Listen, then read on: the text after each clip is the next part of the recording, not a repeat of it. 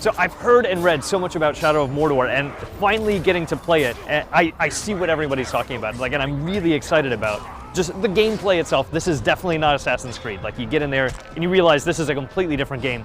But the Nemesis system and finally getting a handle around this really weird, very hard to explain system. Oh, it's so hard to explain. I feel like I need cards to lay out on a table, and so I can like draw pieces of string to each one in order to like explain how it works, because it's almost a collectible card game with like this meta thing going on. Collectible card game with orcs that you can pit against each other and that will fight for you, and Absolutely. It's really cool. And they just gave a presentation, which is kind of the video that we saw so far. My eyes glazed over. Yeah. I fell asleep for a very small amount of time because it was really boring just listening to it. But once I finally got in there and they're like, all right, so you need to go and here's an orc, and you're gonna go do something against him. Like whatever, you see his weaknesses and his strengths, you need to go fight him. I'm like, all right, fine, I'll figure it out just by fighting him.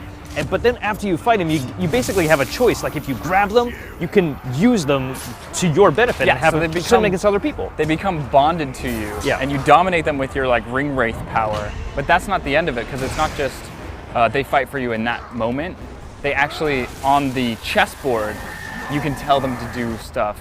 So we have to explain, there's different ranks. Yeah, at the very top you have the war chiefs. There's war chiefs, and then there's just like captains or whatever. And the captains are also different levels. Like at the top you have the high level captains, and at the bottom you have your lowest level guys. They're also connected. There's bodyguards of the war chiefs. Yeah, so some of the war chief are basically friends. They are working together with some of those captains. Yeah. But some of the captains are also antagonists with one another. Yeah, so it's all interconnected in like these really systemic ways. And what's cool is I decided, okay, this war chief is my end game, but to get to him, I need to go through this bodyguard because that will piss him off. That was one of his attributes. There's the so war many chiefs attributes. are very powerful. Like it's from where we were at. I mean, we're basically jumping in near the end of the game, but we're still not quite powerful enough to just go in and kick a war chief's ass. Not even close. So I targeted one of the lower dudes, and being new to the game, totally got annihilated. But what that did, I was basically feeding him. He leveled up. And then he killed another guy and like ranked up in the chessboard, if you will. And then I was like, well, of course I'm gonna try and revenge him, because it like kind of gives you that prompt. It's like, revenge.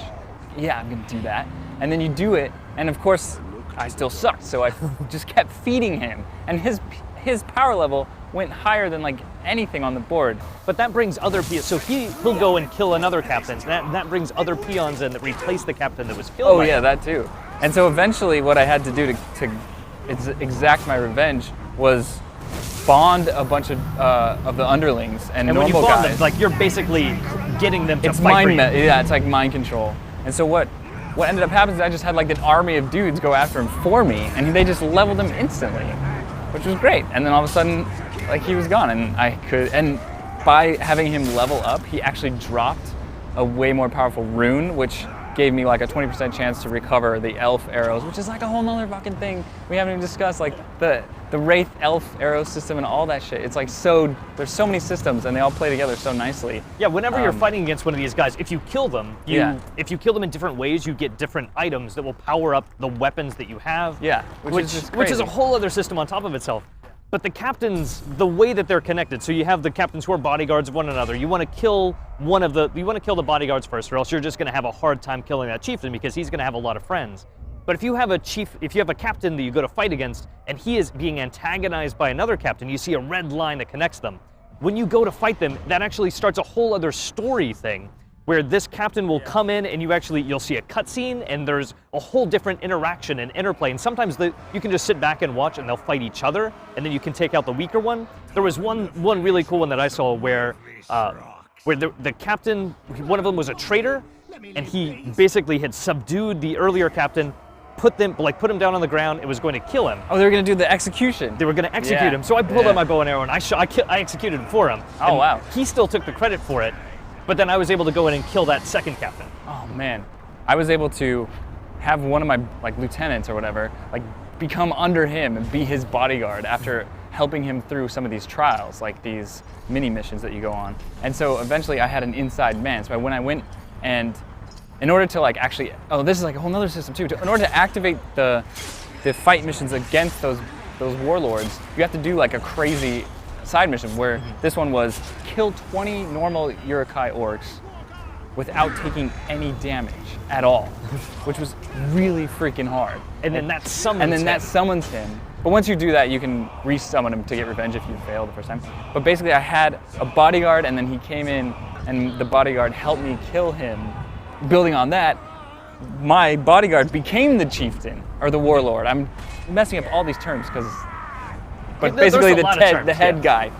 And then so what I did is I pitted him against another head guy and ended up winning that battle, but instead of killing the guy the warlord that fell in that battle, I bonded him. But then what I decided to do is I had this ability where anybody that's bonded to me, I just like, it's like, and their heads popped off. It's like disconnecting them from the Matrix. Not like this. Boom. And they all died. And then I got like 3 different runes, super powerful runes. You can use them to fight against other guys. You can use them to also gain intel so that you can figure out what people's weaknesses are. So like if you're having trouble against one chieftain and you figure out, oh, he's actually really weak against ranged weapons, but is invulnerable to melee, all you have to do is, like, now that you know his weakness, go up, just pull out some arrows, and as long as you take him out from afar, it makes that battle so much easier.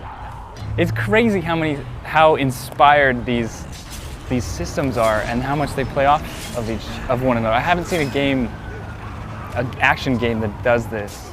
It's kind of like so an unique. in-game, because it must be, yeah. It does tie into the main game itself, and I think there are some instances where you will have to fight against these captains and chieftains and get them on your side, or at least move them out of the way. But it's in a way separate from the main story, and it doesn't directly affect the main story. It's kind of like its own set of side stories and side missions that you can go on and explore and power up your weapons doing without affecting the main quest, the main story. So it's like, it's something that adds replayability in a lot of ways, because when you fight these battles, it's different every time. Even when what we saw, where we're playing in the same position in the game, the people that we would meet, these chieftains that we would come up against, were completely different. The way that they interact with one another, the way that they power up, was completely original for both of our games. It sounds, I'm sure we did like a horrible job of It summarizing sounds this, really but complicated. it's all about the anecdotal stories that we're just like talking about, because that's what's so freaking cool about how the systems build on each other. It's just And it how is you complicated. you set things in motion and then see what happens.